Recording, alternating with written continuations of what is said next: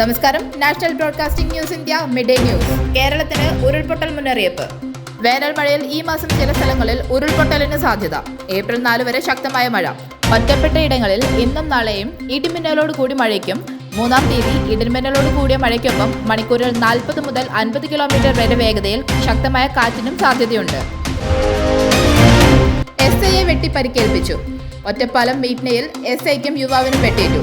ഒറ്റപ്പാലം സ്റ്റേഷനിലെ grade SI Raj നാരായണനും സംഘർഷം നടന്ന സ്ഥലത്ത് നിന്ന് പോലീസ് കസ്റ്റഡിയിലെടുത്ത അക്ബർ എന്ന യുവാവിനുമാണ് വെട്ടേറ്റത്. രാത്രി 12:00 കൂടിയായിരുന്നു ആക്രമണമുണ്ടായത്.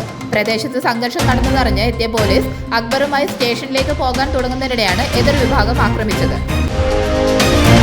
പടക്ക നിർമ്മാണശാലയിൽ സ്ഫോടനം. കുട്ടികളടക്കം 6 മരണം. പശ്ചിമ ബംഗാളിലെ സൗത്ത് 24 പർഗാനാസ് ജില്ലയിൽ പടക്ക നിർമ്മാണശാലയിൽ ഉണ്ടായ സ്ഫോടനത്തിൽ 6 പേർ മരിച്ചു.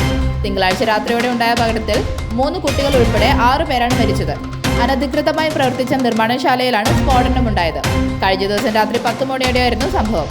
പ്രദേശത്തെ നിവാസിയായ ചന്ദ്രനാഥ് ബാരിക്കിന്റെ വീട്ടിലാണ് അനധികൃതമായി പടക്ക നിർമ്മാണശാല പ്രവർത്തിച്ചത്.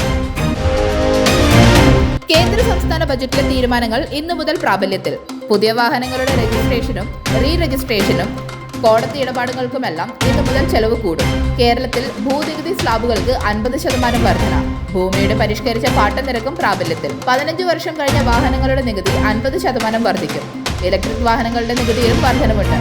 സർക്കാർ ജീവനക്കാരുടെ ക്ഷാമബത്ത 3% വർദ്ധിച്ചു. ദിവസവേതനക്കാരുടെ വേതനം 5% കൂട്ടി. കേന്ദ്ര സർക്കാർ ബജറ്റിൽ പ്രഖ്യാപിച്ച ഇളവുകളും പ്രാബല്യത്തിൽ. 12 ലക്ഷം വരെ വരുമാനമുള്ളവർക്ക് ആദായ നികുതിയില്ല. വാണിജ്യ LPG വില കുറച്ചു.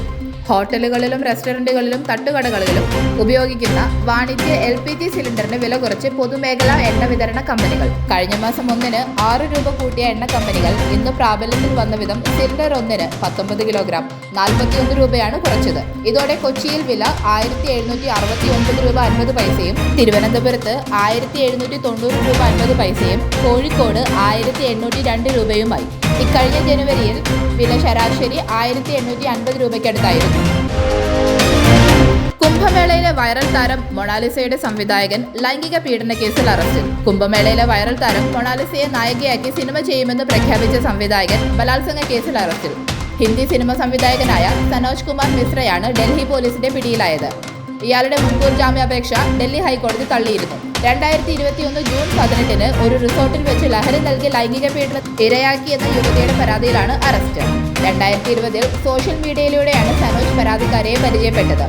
ലഹരി നൽകി മയക്കിയ ശേഷം സനോജ് നഗ്നചിത്രങ്ങളും വീഡിയോകളും എടുത്തിരുന്നുവെന്ന് യുവതി പരാതിയിൽ പറയുന്നു. പരാതി നൽകാൻ ഒരുങ്ങിയ യുവതിയെ നഗ്ന വീഡിയോകൾ കാണിച്ച് ഭീഷണിപ്പെടുത്തിയിരുന്നു എന്നും നടിയായ യുവതി പരാതി പറഞ്ഞു. CPIM പാർട്ടി കോൺഗ്രസ് നാളെ മുതൽ മധുരയിൽ. CPIM പാർട്ടി കോൺഗ്രസിന് നാളെ മധുരയിൽ കൊടിയുയരുമ്പോൾ ഉന്നത നേതൃനിരയിൽ കേരള ഘടകം കൂടുതൽ പ്രാതിനിധ്യം പ്രതീക്ഷിക്കുന്നു. EMSന് ശേഷം കേരളത്തിൽ നിന്ന് ജനറൽ സെക്രട്ടറി ഉണ്ടാകുമോ എന്ന വലിയ ചോദ്യത്തിനും മധുര ഉത്തരം നൽകും. 2012 മുതൽ PBയിലുള്ള MA ബേബിക്ക് ആ സ്ഥാനം ലഭിക്കണമെങ്കിൽ പിണറായിയും കേരള ഘടകവും മനസ്സ് വയ്ക്കണം. MA ബേബി ജനറൽ സെക്രട്ടറി ആയാൽ കേരളത്തിൽ നിന്ന് മറ്റൊരാൾ കൂടി PBയിലേക്ക് വന്നേക്കാം. EP ജയരാജന് സാധ്യത പട്ടികയിൽ. വഖഫ് നിയമ ഭേദഗതി ബിൽ പാസാക്കാൻ കേന്ദ്രം. വഖഫ് നിയമ ഭേദഗതി ബിൽ പാർലമെന്റിൽ നാളെ കൊണ്ടുവന്നേക്കും. വെള്ളിയാഴ്ച സമ്മേളനം അവസാനിക്കുമെന്നതിനാൽ വൈകാതെ ബിൽ പാസാക്കാനുള്ള നീക്കമാണ് നടക്കുന്നത്. പുതുക്കിയ ഭേദഗതികളിന്മേൽ പാർലമെന്റിൽ ചർച്ച നടക്കുമെന്ന് കേന്ദ്രമന്ത്രി കിരൺ റിജിജു വ്യക്തമാക്കിയിരുന്നു. അതേസമയം ബില്ലിന് അനുകൂലമായി വോട്ട് ചെയ്യണമെന്ന KCBC നിർദ്ദേശത്തിൽ കോൺഗ്രസിൽ ആശയക്കുഴപ്പം തുടരുകയാണ്.